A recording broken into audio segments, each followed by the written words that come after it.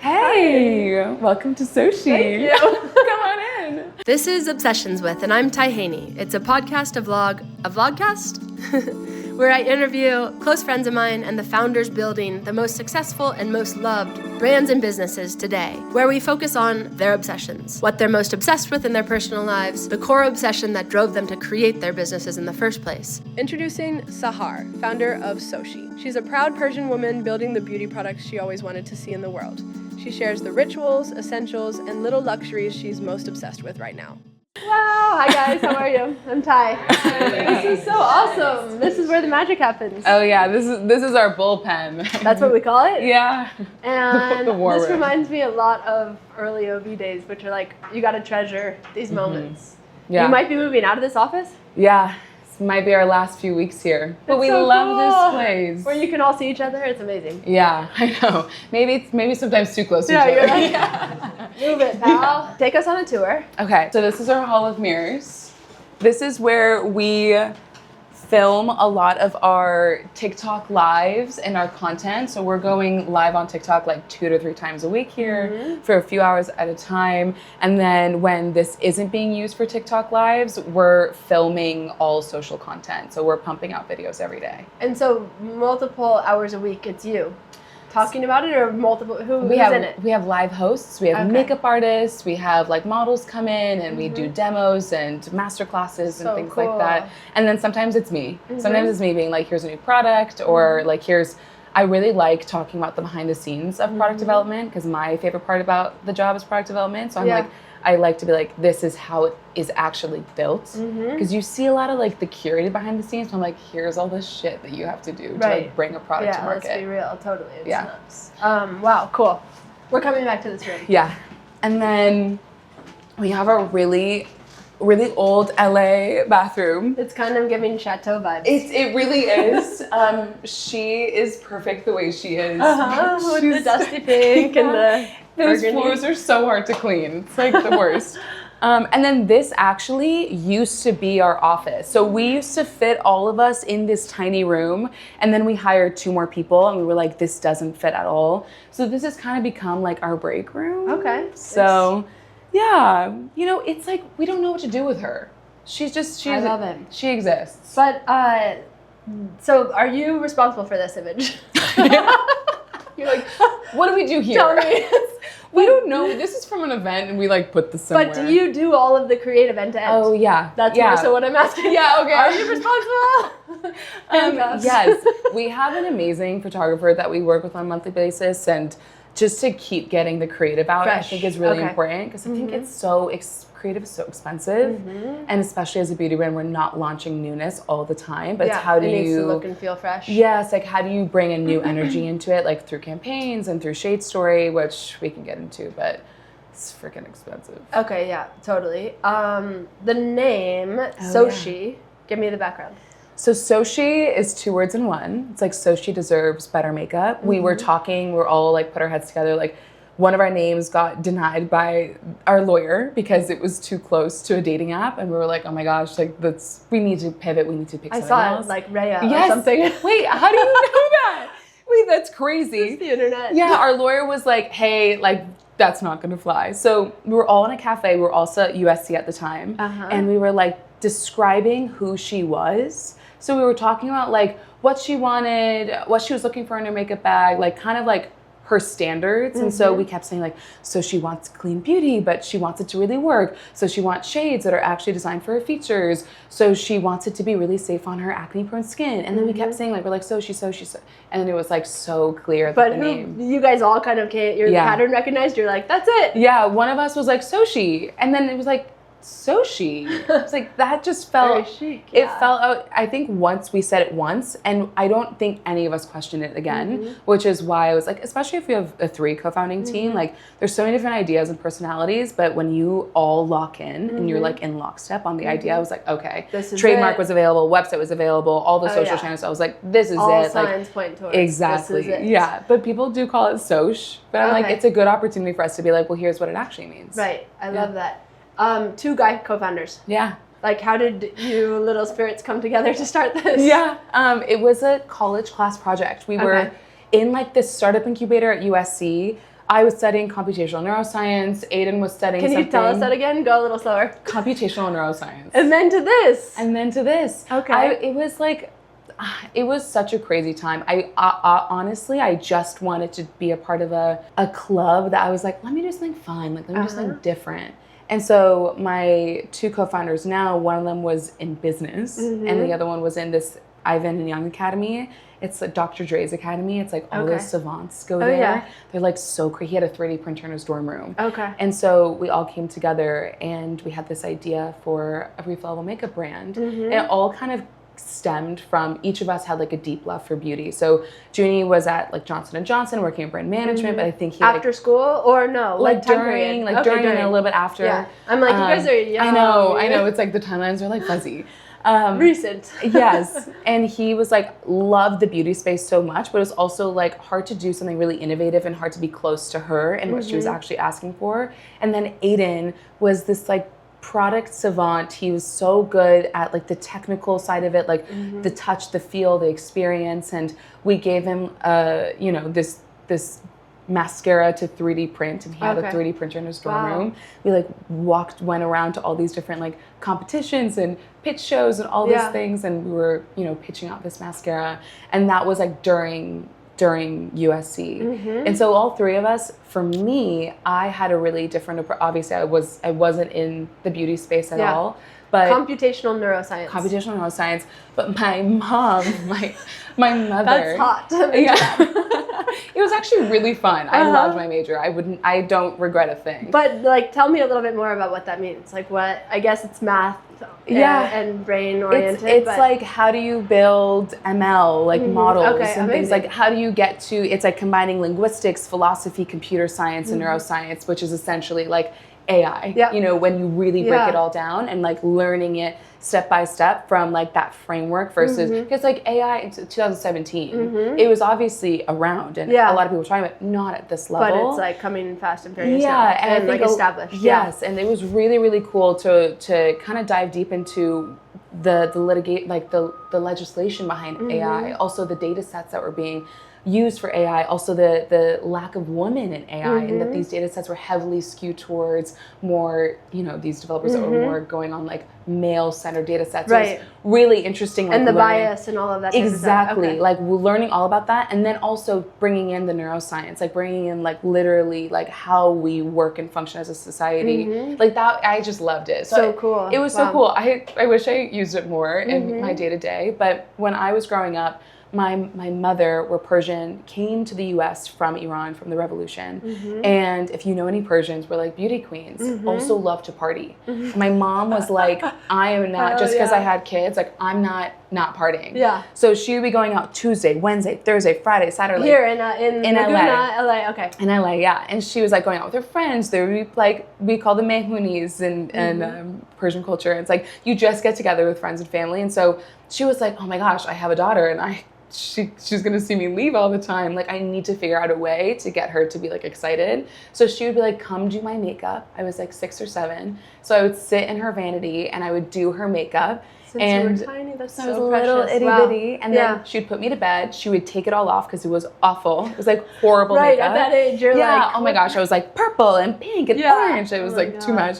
And then the next day, I'd be like, Mom, when are you going out again? Because I want to do your makeup. Okay, so like you got energized into it. And then she could leave and be like, I feel good. Yeah, and it was like a ritual. And it was also like such a bonding moment between us. And it made me feel like that time when you wake up in the morning, you do your skincare, your hair care, your makeup, it's like the time that you have with yourself. It felt very intimate. And so I also always remembered my mom would like mix different lipsticks together to like make her one lipstick shade. And I just like loved that look for her Persian olive skin. It was like these dusty, deeper, mauve-y features, lipstick shades, blush shades, all that fun stuff. And when I grew up, I was like, one, why are we like rushing to get ready? Like it's like your only time. Like let's slow it down.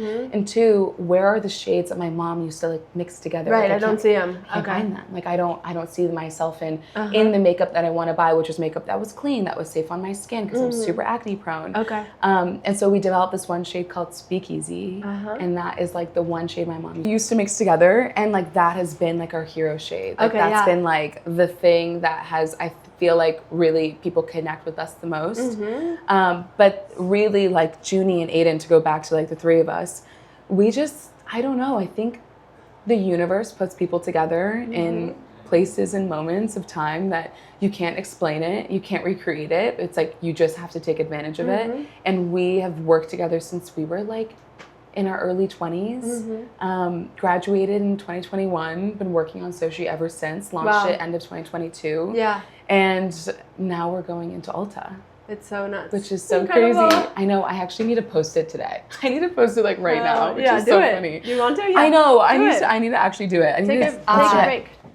You guys launched on TYB in September. Yes. And I was just scrolling through there. By the way, TYB. Yeah, let me go to it because I want to look at it with you. Oh my gosh, I wish you could meet Daniela, who does Does she run it? Yeah. Well, we hired her in January. Okay. And she was like, I love TYB. That is like a platform that I natively use as someone that like loves fashion, beauty. And we were like, do you want to run it? And she was like, I'm going to make this my baby. Really? Yeah. Oh my God, I need to meet her. I know, she's in Costa Rica on a brand trip right Really? now. Does she usually office here with you? Yes, yeah. Okay, I know, so I was like, oh, cute. I wish it could have worked out. But so we report on TYB every single week because it's so fun. We include our TYB community on everything. I was just texting a TYB, one of our TYB members today. I love it. Well, I want to talk to you more about that because we're figuring out, like on a weekly business review, how best to, like what matters to report out. But I was going through Obsessions. Are you familiar with Obsessions? Yeah, Megan just told us about Obsessions. Okay, cool. Oh, no way. So it's customer verified content and reviews, but it's pretty cool because like these are updating at all. It doesn't require you guys to post like a prompt, but it's pretty cool to see how cute these community members are. And then, right? And they're like, are you kidding me? These blushes are so blurry and so far this is the best cream to powder formula I've ever tried. Yes. But I was going through these and they were so cute. Yay. Like, wow. And so I wanted to make sure you were familiar with this. Stick. Yeah. So cute, right? Look how gorgeous. This content is like amazing. And this product is easy to blend, creamy yet stays put, truly just melts in and becomes one with my skin. But this is really... I love this.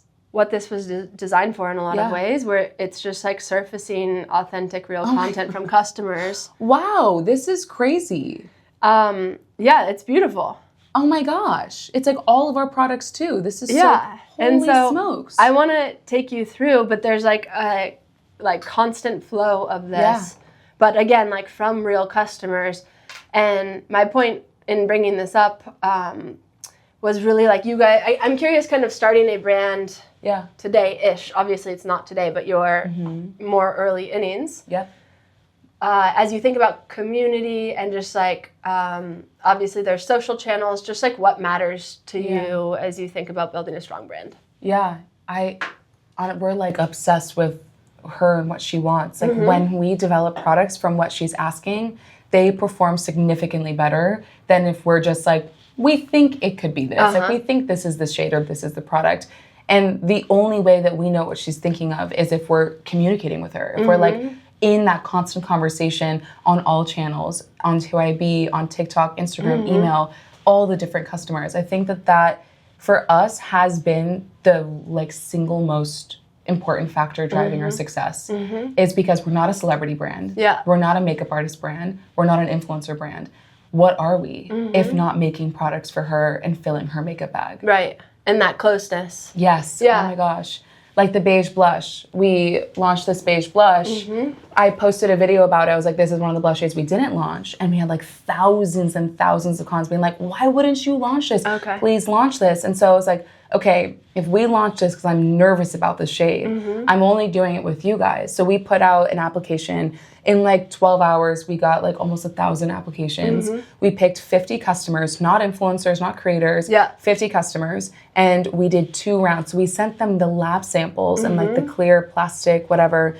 We sent them forms. We had them submit pictures. And the first round, they were like, hey, we're not happy with this. Like it's too warm. The formula needs to be firmer. The payoff needs to be increased. So we did a second round. We sent it to them and they were like, this is actually perfect. We launched it. It sold out so fast. We couldn't even get it on any other retail channel. Incredible, yeah. It was like, oh my gosh. And then we had so much interest in the brand because they saw what we were doing. And we were like, this just makes so much sense for us to build it with her, because who's talking to her right now from the makeup side? No one's talking to her and being like, let's work on this together. They're all telling her, hey, this is what we made and this is what you should buy from us. Do you think it's a generation type thing? Like because even with Outdoor Voices early on, well, for the 8 years that I really was close to it, as we co-created with like a specific group of community members and brought them into product testing, et cetera, we saw similar things. Like they became obviously our most valuable advocates and referrals, but ultimately, as we started to formalize that relationship, it was our most efficient way to grow. Yeah. But does Gen Z have like more of an appetite to have that co-creation and kind of like empowered voice, or is it not a generational thing?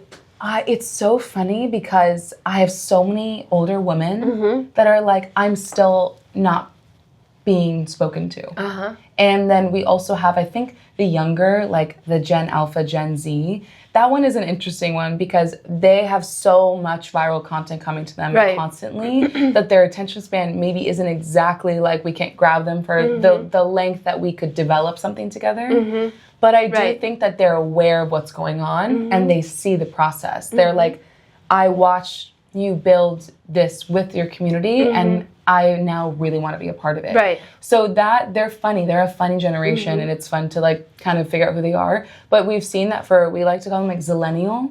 The Zillennial to the Silver Sister. Okay. Like Silver Sister being? Like 50, 60 plus. Okay. Yeah, like that group is like, they feel kind of out of the conversation. They feel like beauty kind of left. You're Gen Z? Yeah, I'm Gen Z. Okay, yeah. Yeah, I'm more... Just checking. Yeah.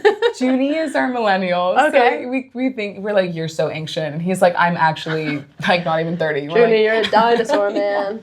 I know. And so when we're talking to like the Zillennial and the Silver Sister, I think she really wants to be a part of something and she wants to participate and be really on it. And the Gen Z, Gen Alpha is more she's observing and she's like excited to support when she like sees it all come to fruition. Interesting. I love that. And so from a product development standpoint, are you all three like deeply in the weeds of the product? Is it your thing? Like how does this come to life? Yeah, I mean, I love the way that I break out my roles with my two co-founders. We just like fit so perfectly. It's like a puzzle piece and it's so nice. I think it's because we grew up together that we learned each other's strengths and weaknesses. I really, with Aiden, we both own product. Okay. So Aiden is more like the ops, the kind of more the innovation, this component, like it's refillable in this way. It's beautiful. Like he thinks about the ergonomics of it. He thinks about like how she's using it in her makeup bag. And then I'm thinking really closely on formula and shades. Okay. I'm obsessed with shades. I think the shade story has gotten out of control with the virality of TikTok recently and we've lost the plot. How so? Tell me more. A lot of times in the beauty industry, you're benchmarking off of the most viral shades. So let's say this one beauty brand had a shade that everyone is obsessed with, and then other beauty brands are just going to send that shade to their labs and want to recreate that. Okay. And that's why you see so many like hot pink and hot red and hot purple or whatever, because they're trying to find that virality again through their own product. And I think what we've lost is the shade theory. It's that artistry that's in it. It's what we saw in the 90s with MAC and Bobbi Brown and Kevin Aucoin. And it's like, why are you making these shades? We've also seen like brands have 12 blush shades. I don't know about you, but I don't have time to go through each one of the 12. And a lot of them are very similar to each other. And it's like, well, what was made for us? So we think about cosmetics and color as shade families. Okay. So you have your shade, we have one dusty mauve and we nail it. Like that's and that's Speakeasy. Like your iconic, Speakeasy, okay. Yeah, that's that. We have one dusty rose. We have one terracotta. We have one berry. We don't have a peach or a coral. Okay. Because no one has ever asked us for one. Okay. So it's like instead of putting out shades and products that because you think you need to fill all the categories that other brands have filled, or you want to chase a virality another brand has achieved with a certain shade. We're really more focusing on like, what is she actually asking for, and what can we do really, really well within these limited selection of shades. So we always say fewer, better. I love that. I guess, 2022 is when you guys started. What's the hardest part about where you're at in the growth? So we haven't taken institutional funding. That's been amazing, commendable and hard. Very difficult. It's we really want to have control over this brand because we see the opportunity for it and to build it into something really, really beautiful. And if that means building it a little bit slower and at our own pace, that's maybe not as like sexy and like glamorous as like a really, exciting new beauty brand. That's a decision I'll make every single time. Right now, we're about to launch into Ulta. Huge. A couple months away. So awesome. So awesome. But not fundraising for it is like, oh my gosh, it's like you want to do so many things. You want to like invest in so many different areas. And it's like what is most important? Like what takes priority? Because at the end of the day, like it is a cash intensive business. So that's kind of the hardest part about where we are right now is because we can we always say like profitability is freedom. Like we're so close to it. We keep the team lean. We're not like, doing crazy things, but at the same time, I'm like, is that the right choice? So that's probably the biggest struggle is because we want to come out with products that people are actually asking for. But we also want to be great partners to our retailers. Right. And our community want to exist for them. So how do you balance that in this industry where raising money is a very interesting topic right now, especially like in 2026? Yeah. I guess like to fund production, et cetera, do you work with factors? Like you have to just piece it together and figure it out? Lines of credit. Yeah. Those are great. We've built such amazing relationships with our manufacturers, and we put in LOIs to make sure that we're not like falling behind from raw ingredient or production timeline. Who does that part? It's me and Aiden. You and Aiden are coordinating. Yeah, we're like the Strait of Hormuz is blocking a raw ingredient. We're like, this is awesome. So excited about this. Right. And then it like magically appeared. We were like, what do you mean it's there? Like, what are you talking about? They're like, production's back on track. And we're like, okay, thank gosh. Because we did not want to tell any of our partners that we were going to be delayed on the launch. We were literally like the one thing to avoid, right? Yes, we were like 1 hour away from meeting with our merchant being like, hey, this might be delayed. And then it was like show us a sign. I know, some angel was protecting us. I was like, that was amazing. Crazy. But yeah, like also just being really intense on as much as we can, like forecasting and like planning, inventory demand planning. Do you guys use AI for that?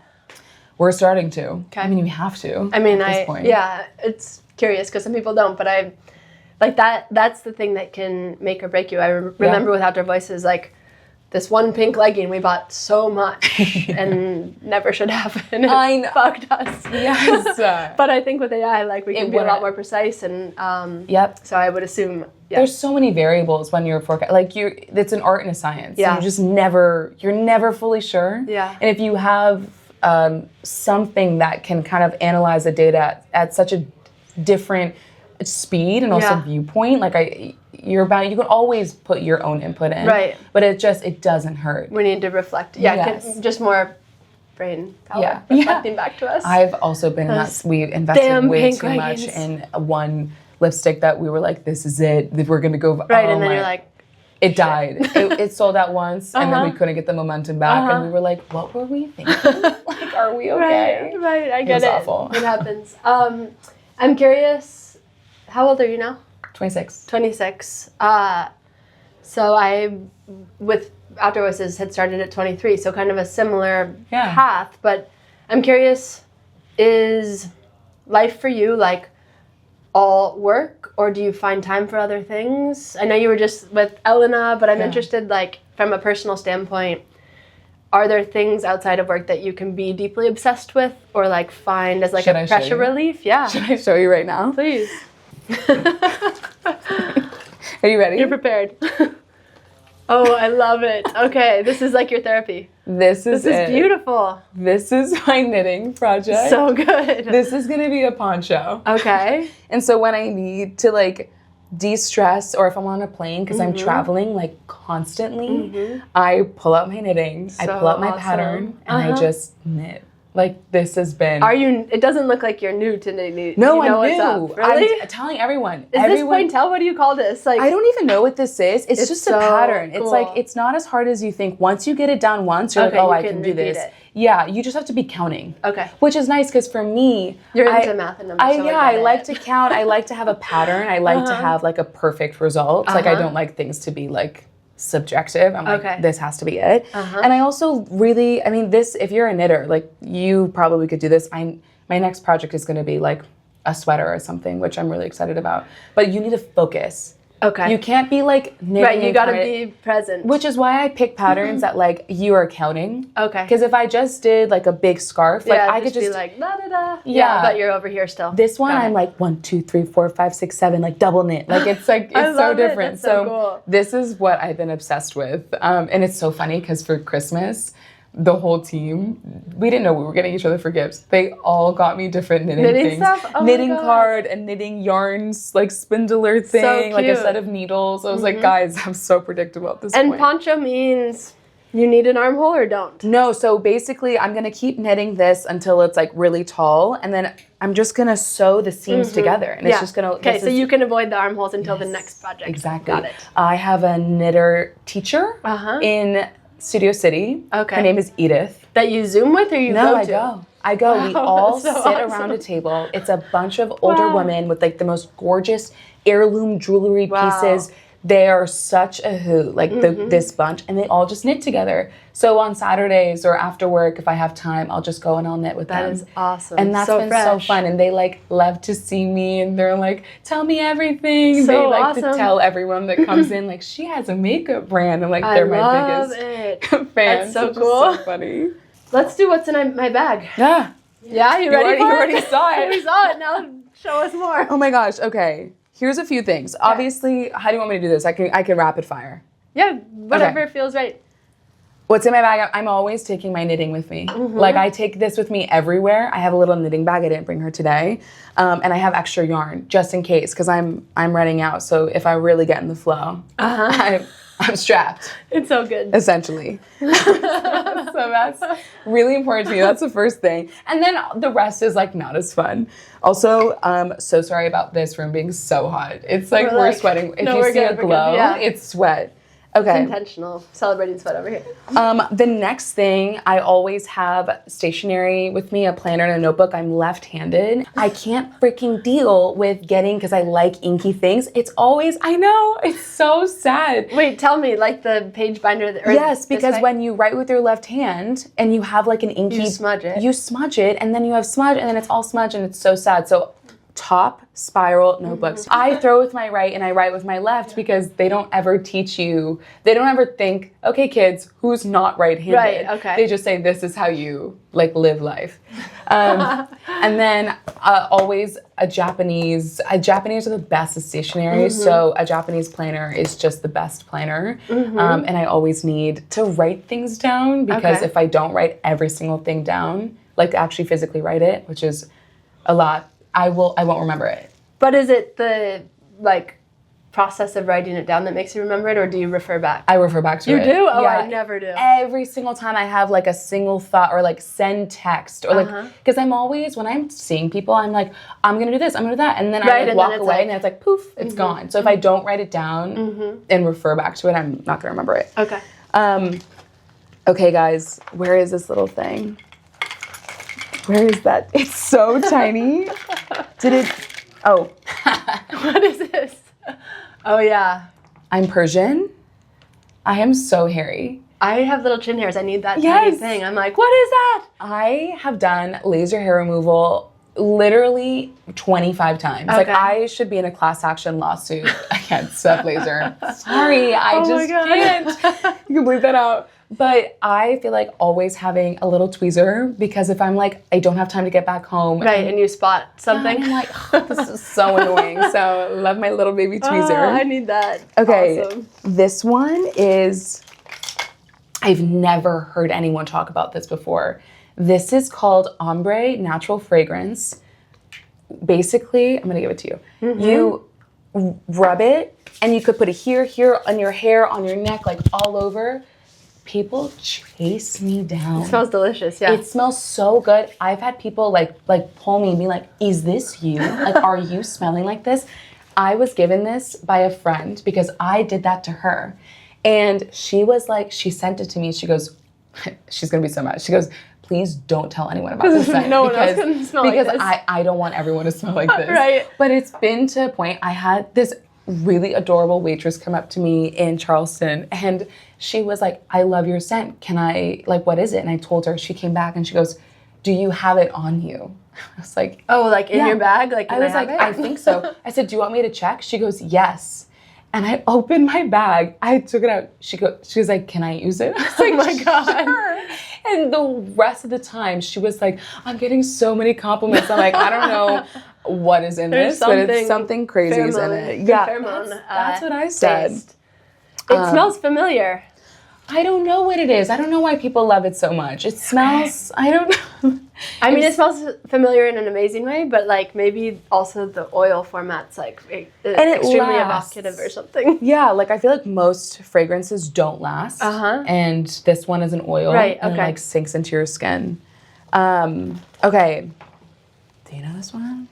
Mason Pearson, yeah. It's the best. Yeah. I feel like this isn't everyone's roundup. It's so we haven't seen it. You're the first one we've seen. Okay, I think this is my tip. Don't get the big size. Okay. Because you don't need it. This small one does a trick and it's half the cost. I need that for Sunny, my daughter. We do have the big one and it's like it's a lot. Too much for her little head. This fits in so many different little travel things. Like I travel with this everywhere I go. It's in every single one of my purses, like just in case. And this is the best hairbrush, and I have so many hairbrushes, like actually too many. Okay, and then I have a few other things. Like this is the best. Nope. She doesn't want us to talk about it. It's fine. It's a secret. It's a deodorant. It's a secret. It's a little mini deodorant. Let me grab it. This is me, not me talking about like being Persian. I'm smelly, I'm hairy. I'm like, wow, it's like I love being Persian. So real, It's such a struggle. I always say I'm a clean beauty girl through and through, not with deodorant. Okay. But that's like not going to be effective in how small it is it? No, because this is travel. Yeah, but that's like a pencil size. So I don't know about you, but that looks... Look at this. Okay, it's like a paste that you put on? It's a paste, and you have to put it on with your hands. And it's crazy. Okay. It's clean, which I actually, when I first got it, I was like, no way. No shot. One, putting it on with your hands, like hands on armpits, like, no thank you. And then two, it's clean. I know this isn't going to work for me. I'm like, give me the aluminum. Like, give me the heavy stuff. Right, I smell like a Persian soccer player. Like, I'm just a normal dad. I'm like, what is going on? Like, thinking about getting Botox in my armpits. I'm like, I'm over this. But then I found this, and this is the only deodorant that doesn't make me smell. It's the Act one. And you can tiny deal. Wow. And there's a big size. There's a bigger size version of it, but you just... And then wipe it on? And you literally wipe it on. Wow, okay. I need to see this. Smell it. So I lose everything ever in my life. If I have lab samples, they're gone. You give them to me once, I will lose it that night. Like it's actually a problem. And because we have pencils and like sticks and other pens and whatever, my Aiden is like, you can't lose this. And I'm like, I can't promise anything. And so he's like, I'm going to design you a case that fits all of your lab samples. And so we ended up designing this combo case. It's so beautiful. So what did you call it? Our combo case, like a lip combo case. So you can fit like all of your lip liners and for me, all my lab samples in there. And useful. And then it's like so easy because it just closes with the magnets and it's small enough that it fits in any purse, even if you have like a little purse. Because I know so many girls when they go out, they're like, hey, why don't I take every lip liner I've ever owned in my entire life out with me? And so they're like, just in case, like who knows if I want to switch it up. So they're like, okay, we're gonna take all the lip liners, the lip glosses, the lip stains, all of it, but it's all over your bag. Yeah. And then you never know what it is. And this one is so nice. You just like grab it. So has this worked? This is we don't talk about it enough. We like kind of give it to people and they come back to us and they're like, you've changed our lives. This is our biggest thing. We make really good products and we just don't talk about them enough. Like that's our biggest point where I'm like, when we launched this, no one even knew. We were like, hey, it's here. Like we're just we need to like go to the top of the mountain and shout about it. We also don't need to spend like millions. Like it's just, we know it's simple, you know, it's utilitarian. Yeah. So that's why we love her. Wait, can I get that on TYB Shop? You can get it as like a combo. So if you get a lip combo, wait, I'll give it to you. Like I know, but I want to also see if you have it and see if it's on here. I'll give you guys all the product. Like it comes with. You could do a lip combo case. Sometimes if it's not on here, we should get it on here because that is very cool. We like to do like a GWP with it a lot. Okay. Yeah, then it's not on there right now. Okay, but I love that. I want to get it on here. And it's really fun. It's beautiful too. It's so good. We're about to reorder it because people just like we don't even talk about it, but it moves quickly because I think people tell their friends and then they're like, oh my gosh, this it is sits so in there and like it's so because like this whole thing is so big and I'm like, oh, this is where my lip is. And it's so easy. Great. And then I guess I would say like last things. Obviously, I love my beige blush so much. You would look so good in the beige blush. I can tell you put some up here. Is that right? Like over your eyes and then wherever you just want a little bit of color. Here's the thing about a beige blush. Here's the thing about like, let's talk about like why we wear makeup. When you put on concealer, foundation, skin tint, whatever it may be, you are removing any natural variation in your face. So when you wake up, like all the different levels of your skin are gone because you create almost like a flat canvas. And then that's why you look at yourself and go, oh, I need bronzer. Right. Oh, I need blush. And then all of a sudden you're like, how did I go from putting on a little bit of like concealer and now I'm like full beat glam? Like, how did this happen? And that's like a lot of the thing that people are like, what am I doing? And so the beige blush is designed to like kind of bring a little dimension back into the face. Without going full pop star. And some people are like, isn't that a bronzer? It's rosier than a bronzer, but it's less rose, or it's like less pink than a blush. It's like this interesting in between. I mean, I'm gonna, if you like swatch it, I'm gonna right here. Do you see that is like a weirdo shade? Right. Like you're like, what is that? Right. I don't know. If you want to show, like, it's a strange shade. It's a beige blush, and it's the most important thing in the world. Yeah. And I love her. So this is. But are you wearing it right now? Yeah. I'm wearing this. So it like brings a life. Flushness. Yes. There you go. Without it being like so on the nose blush. Like exactly. As we know it. Yeah, like this is Elena's favorite. Elena's like just told me, she was like, Elena doesn't wear makeup other than beige blush. Wow. And that's so cool. it. And like she's like, I wear it every single day because she's stunning. I know. It gives that life back into your skin without being like so bronzer, so blush. You'll both get one and you're gonna love it. Yeah. I can tell. And then the last one, obviously, this is that speakeasy shade that was inspired by my mom. Yeah, this like gorgeous 90s mauve. Yeah, and it's so funny when I see other brands come out with blush shades. I can never find this one. And I'm like, this is why we make this shade because iconically for some reason, and maybe one day other brands will take notice and start probably matching already this shade. but this is the OG. So good. It looks so good on anyone with olive skin. So if you're Middle Eastern or you just always feel like your skin tone doesn't look good with cool tone blushes or warm tone blushes, you're like, what blush looks good on me? You're probably more olive and you're probably looking for like a dusty mauve. Okay. So this is the best. What's your mom's name? Marjan. Does she have all this, I'm assuming? Like she's out with the girls she's and such she's a diva. like so she's proud. Like, this is my blush. And like she loves I love it. She lives in France. She lives in the south of France. Okay. Nice. Yeah. So she's as like she would. Right? Like it's so clear. Like she will go clubbing with you until like 4 a.m. and I'm like in bed by 10:30. So this is like, and she loves how it lasts all day. She has super oily skin. I think that's why like going back to the age conversation, like I'm making it for her, but I'm also making it for me. So that's why we're able to like create this really fun little sweet spot where like the products are really good on oily, mature skin, but they're really, really good on acne prone, sensitive skin for the younger ones. So it's cool. It's like I love developing makeup products is literally my favorite thing to do. And when I get to develop it with the people that like love our brand, I just feel so lucky. It's like the coolest thing ever. We did it. Thanks for having us. Oh my gosh, you guys are so the best. Cute. I love it. And I just ordered. This is Obsessions With, and I'm Ty Haney. It's a podcast, a vlogcast, where I interview close friends of mine and the founders building the most successful and most loved brands and businesses today.